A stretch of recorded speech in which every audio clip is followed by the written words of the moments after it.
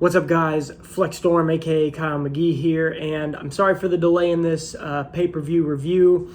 I know it was supposed to come out Sunday night. Unfortunately, Friday morning, my fiance started to not feel very well. Sunday morning, when I woke up after watching the pay-per-view and was getting ready for work, I started having a bit of a sore throat. So I had some mild symptoms the past few days. She's been tested, no COVID. Pretty sure it's just a cold. I'm already feeling pretty good again. Just a bit of congestion in my throat now. But I wanted to wait, film the video. Didn't really feel like talking for 15, 20 plus straight minutes with that sore throat. So I've got my notes here about the matches and my grades here on my watch. And let's get it going. So I will, full transparency, admit, I have still not watched the buy-in match, the women's tag team match between Hikaru Shida and Thunder Rosa versus Jamie Hayter and Nyla Rose. I've still not seen it. I know I got my prediction right. Yeah, I know I got that prediction right. But I've heard it was a pretty decent match. I'm not going to go out of my way to watch it really quickly just to do this review. I'll just only focus on the pay-per-view. So, buy-in match, did not watch. Show kicked off hot. The show kicked off with MJF versus Darby Allen. Now, this is one of the ones that storyline-wise I was probably the most invested in, besides maybe Punk and Kingston. Punk and Kingston was obviously a very intriguing storyline, but MJF is just such a great heel, and they really added a lot of layers to Darby Allen's character with this match. My prediction for this match was that MJF was going to win. I figured it was also going to be due to some shenanigans. So this was a great contest, great storytelling, great technical wrestling between these two. And, you know, a few weeks back, MJF talked about his ability to out-wrestle Darby Allen and said, hell, I can beat him with a headlock takeover. And, you know, he cornered Justin Roberts in the ring and kind of yelled at him, and Justin Roberts introduced him as, ladies and gentlemen, the man that can beat Darby Allen with a headlock takeover, Maxwell Jacob Friedman, MJF. Match starts off, and MJF kept going back to the headlock takeover pretty early in the match. I think we were about 3-4 minutes in, and I looked at my fiance and I said, yep, he's going to hit him with a weapon and pin him with the headlock takeover. So it gets to the end of the match after some great storytelling, great technical wrestling. One of my favorite spots was, Darby, of course, going for his coffin drop, lands on the apron, ends up getting it on the outside. They schoolboy each other and they keep going back and forth and then just end up rope-a-doping, rolling around the ring. I thought that was awesome. But the end of the match comes when MJF leaves the ring and then he grabs Darby's skateboard and brings it to him and tells him to hit him. He's trying to get the DQ win. And Darby goes like he's going to swing it and then hands it to the ref. The referee turns around to hand it back to the timekeeper, has his back turned. MJF pulls out that diamond ring and gives him a good old sucker punch with the diamond ring, turns it into a headlock takeover. 1, 2, 3. Your winner by pinfall, MJF. I gave the match an A+. I thought that, was it match of the year? It was one of them. It was one of the best matches of the year for me. I think it was incredible, and I will tell you guys about my match of the night when we get this done. But it was one of the better matches I've seen this year from a storytelling perspective and from an in-ring perspective. And MJF with his hyperbolic claims, and he comes through with it, but in one of the worst ways you possibly could. But I give it an A+. Up next was Lucha Bros vs. FTR. This was my original pick for what I thought was going to be match of the night, and it was a very good match. However, and I'll probably get some flack for this from some fans, my knock on this match was how many false finishes there were. You had the title to the head followed by, I want to say it was Cash Wheeler hits Ray Phoenix in the head with the title, and then he gets hit with like a pile driver or a brain buster, and he kicks out. And then you have like a tag team move, and he kicks out. And then you have, multiple different tag team finishing level sequences that resulted in kickouts. And the ending of the match was a little convoluted, where they slide him under the ring and put the mask on Cash Wheeler, even though Dax Harwood's the legal man. But they pin him and then unmask him afterwards, and the decision doesn't get reversed, which I thought was a little odd. I felt like with even if you're going to have the Lucha Bros win, having it very clearly not be the legal man got pinned, that is Wrestling 101, the match gets restarted. But it wasn't restarted, so it was a little weird of an ending. The amount of false finishes and the bizarre ending to me kind of dropped the grade a bit. I'm going to give it an A-. I think it could have been an A. I originally had it marked down as an A, I'll be honest. But that sloppy ending and just the way too many false finishes. I know there are some people that really love that style. I don't. I think it takes away from it. I think it takes away the believability of ever watching these guys lose. So I'll give it an A-. It was a very good match overall, but I expected a little bit more out of it as far as, like a better, more conclusive ending, things like that.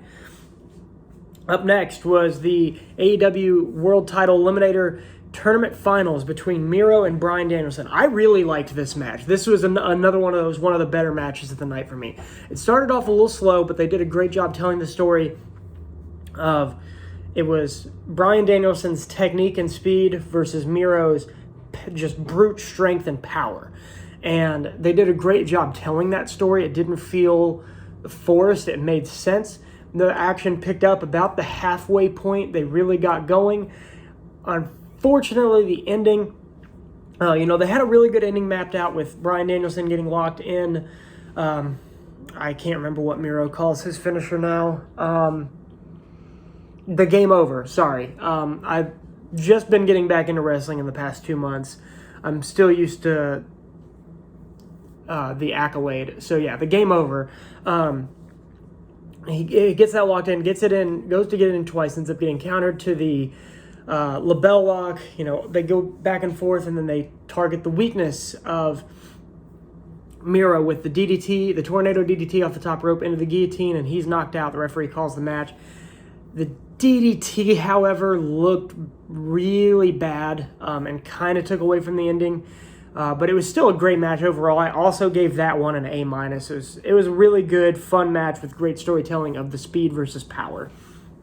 Bryan Danielson goes on to face the winner of the main event tonight, tonight meaning Saturday night, at Full Gear, Kenny Omega versus Hangman Adam Page for the World Championship in the future. That'll be coming up.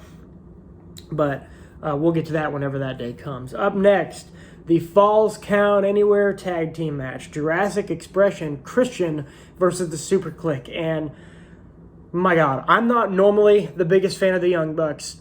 Go ahead, shoot me. I don't necessarily not dislike them. I'm just not necessarily the biggest fan of the Young Bucks. And I'm not normally the biggest fan of this kind of match where it's really spot heavy, really reliant on weapons, and just an absolute chaos. However, this one was so beautifully done. I absolutely love this match. You had Christian fighting Nick Jackson out in the crowd, diving off the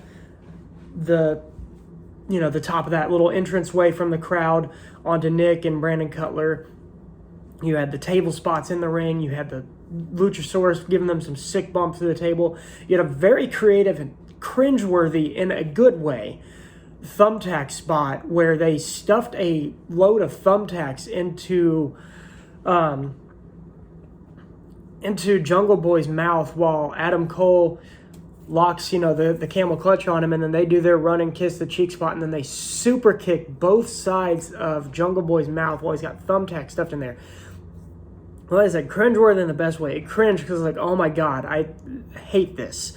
I hate seeing this. This is terrible. It was very well done. They start fighting up towards the ramp. He gets the snare trap locked in on Matt Jackson. It gets broken up. Some big spots happen. A Panama Sunrise onto the stage. And then Christian ends up spearing one of them on the ramp. They end up throwing them off. Choke slams Adam Cole, I believe, onto Brandon Cutler and Nick Jackson, and then does Luchasaurus does a shooting star press onto them off the stage, which was absolutely phenomenal. And then Jungle Boy finishes it by giving Matt Jackson a concerto for the win, and 1, 2, 3.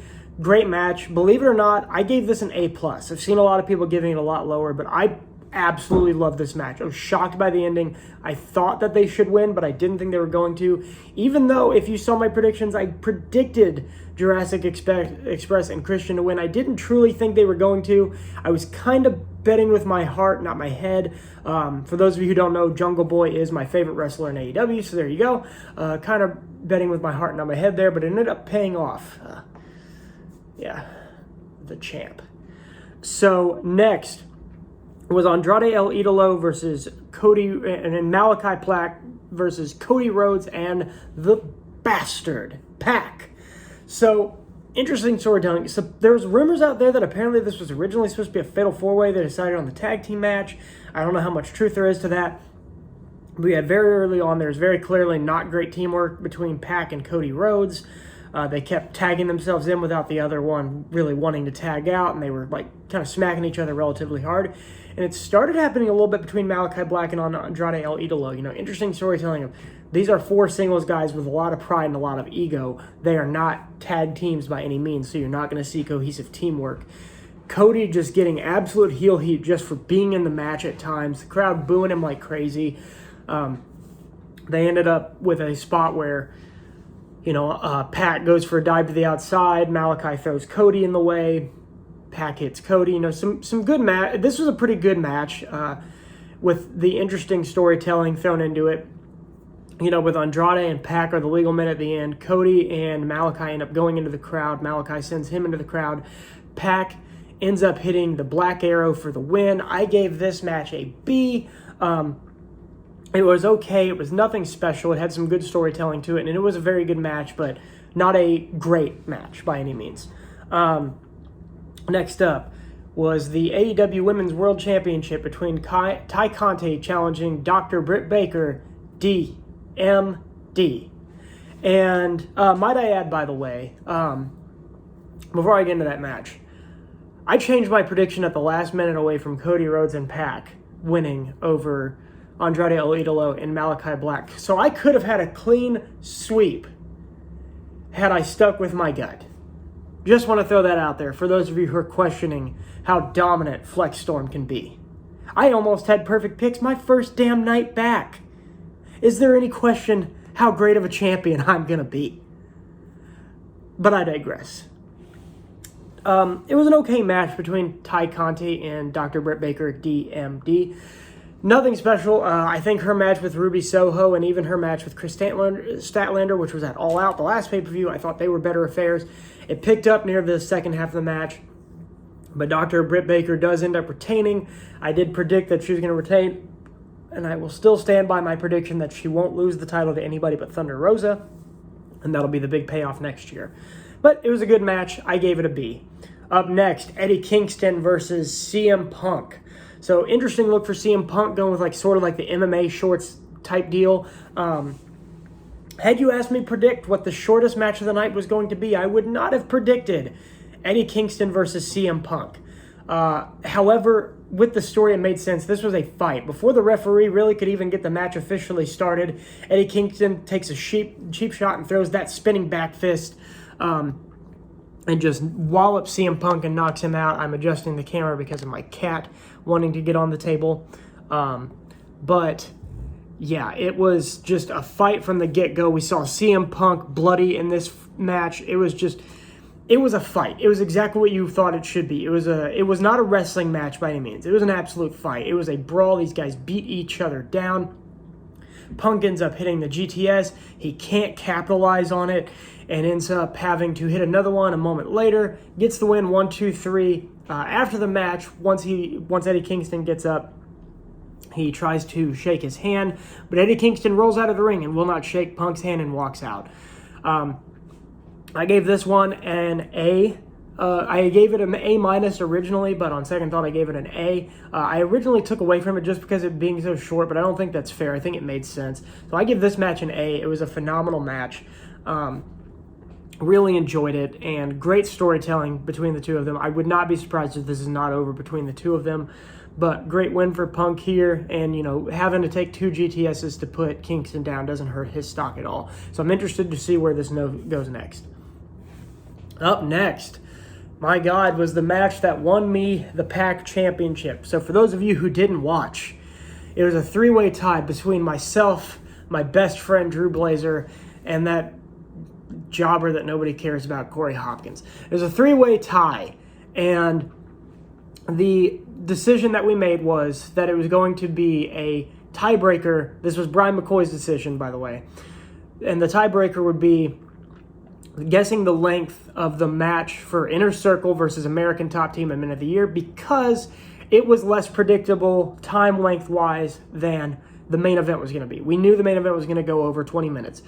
This match could have gone 10 minutes. It could have gone 20. We had no idea. So Drew Blazer predicted 12 minutes, 30 seconds, which honestly I thought was a realistic pick. I predicted 17 minutes, 50 seconds, and Corey predicted 22 minutes even.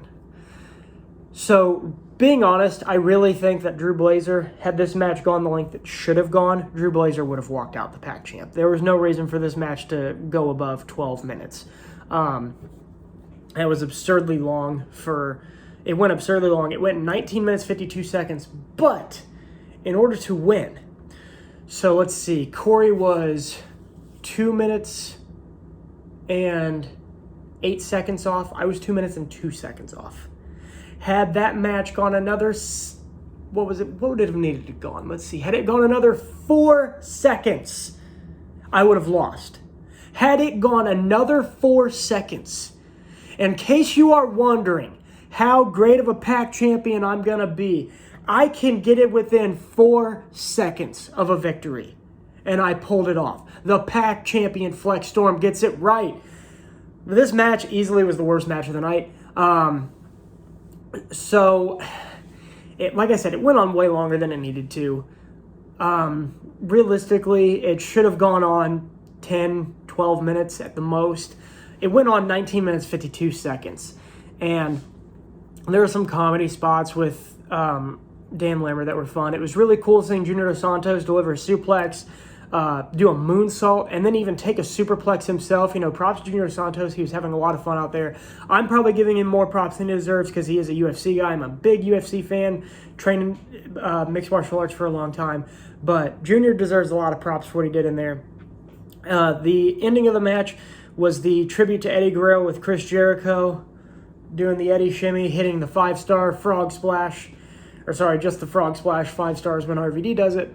But hits the frog splash for the 1, 2, 3. Inner Circle takes out American Top Team and Men of the Year. And the storyline is hopefully over. But now we move on to the main event. Kenny Omega versus Hangman Adam Page for the AEW World Championship. You know, I've not gone back and watched this match yet.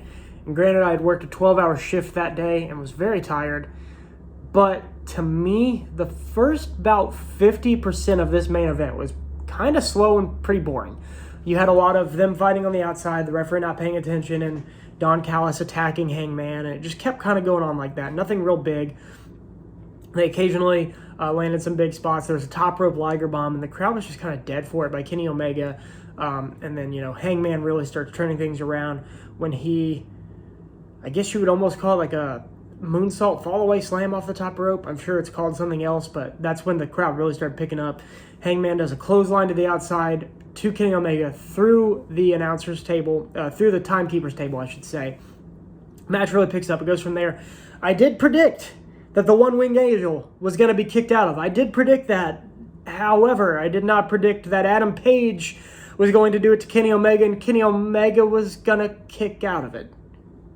But whatever, it still counts. The ThePack Champion predicted that the One-Winged Angel was going to get kicked out of. It counts. I don't care what you say. It counts. I predicted it. Go watch the video. I predicted the One-Winged Angel would get kicked out of. Don't get into the damn semantics with me. I called it. Anyway, the Young Bucks come out and hits one and then Hangman hits one of the bug shot lariats to the back of Omega's neck. Doesn't put him down. Goes to the other side. He kind of briefly looks over at Nick and Matt Jackson. Matt Jackson nods as if to say, "Yep, it's your time." He hits it. 1, 2, 3. Hangman Adam Page is the AEW World Champion. We got to witness some cowboy shit. So, I'll be honest. I'm going to give the match. I saw Bleacher Report gave the match an A+. And I wanted this match to be a lot better than it was, but it was not an A+. I am going to say it was an A-, and mainly because of the ending. Had the ending not picked up as much as it did, this was going to like B- territory. It was a very slow plotting match. Now, we are getting stories out there that Kenny Omega was working hurt, so I'll cut off some slack and say he deserves some credit because I do believe he's been hurt for a while. So absolute credit to both these guys for putting on the match they put on, especially knowing how hurt apparently Kenny Omega is. He has been wrestling rather infrequently here lately, so it is very believable that he's not in the best shape as far as it is rumored to be his shoulder. So again, props to him for putting as much into it as he did. I believe he will be back. I hope he gets some time off and can recover from these injuries. Hangman Adam Page celebrates with Dark Order to close the show. A phenomenal event, AEW Full Gear. I'm going to give the grade overall an A. And one thing I forgot to touch on, by the way, was the debut of Jay Lethal. Black Machismo debuted, and he even had a variation of the Macho Man's theme. It's awesome, and we will see him on Wednesday night challenging Sammy Guevara for the AEW TNT Championship. It's going to be a phenomenal one. Unfortunately, I think this does kind of show that Ring of Honor is done at the end of the year. I believe losing Jay Lethal is a pretty obvious sign that that company is done. But that was huge. I jumped off my couch, said some obscenities that I won't say on this channel. My fiance looked at me like I was crazy, but I was so hyped. And I just thought back to 2015, a Ring of Honor show where I actually got to meet him, and he was one of the coolest guys. So nice. So happy to see him get into a major promotion like this.